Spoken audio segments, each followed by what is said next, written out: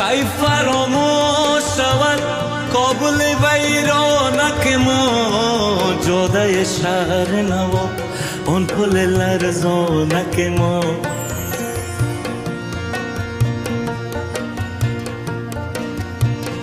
با رفیقان شب مهتاب زیادم نرود، تا و بالا شدن تپه پغمانک ما. دلم از بی وطنی پشت خودم می سازد، که چی بازی چه شده خاک غریبانک ما. حرص دنیا چقدر خاطرها داد بباد، جشن آزادی بود، جشن آزادی و شب های چراغانک ما.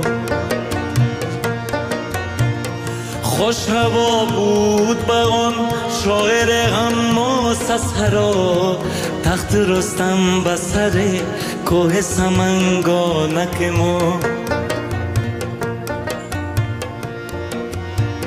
ما با این مردم دنیای گرسنه چی کنیم؟ دست هر دوست فتاد است و گریبانک ما. با یکی کاسه شوربا بود و سینان فطیر، هرچی میشد به خدا عزت مهمان.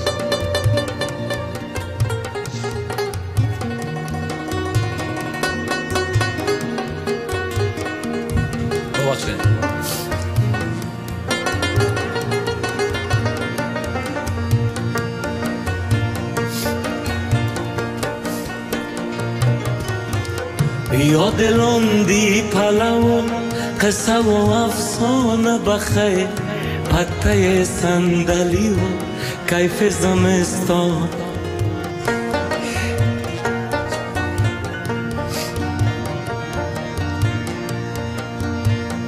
نمک خانه وطن دیدهشان کار کنن،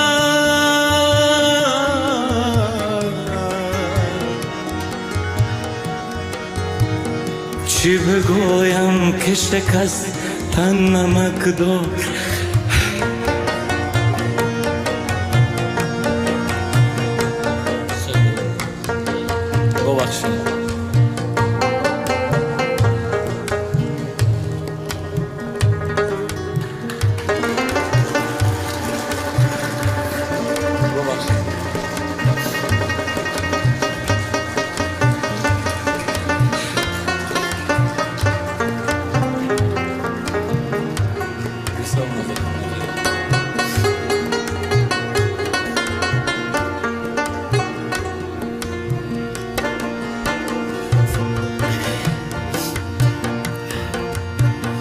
فارغ از کینه و از عقده و از درد و علم، چقدر لطف و صفا بود به دورانک ما.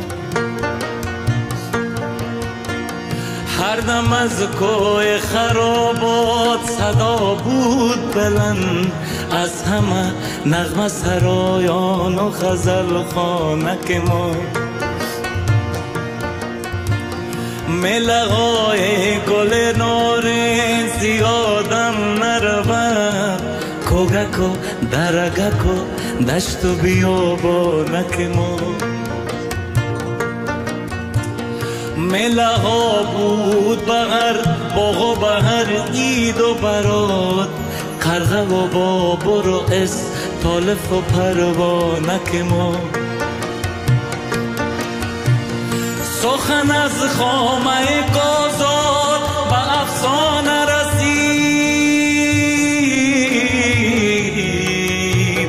غزلش غوره به دل مان به دورانک ما.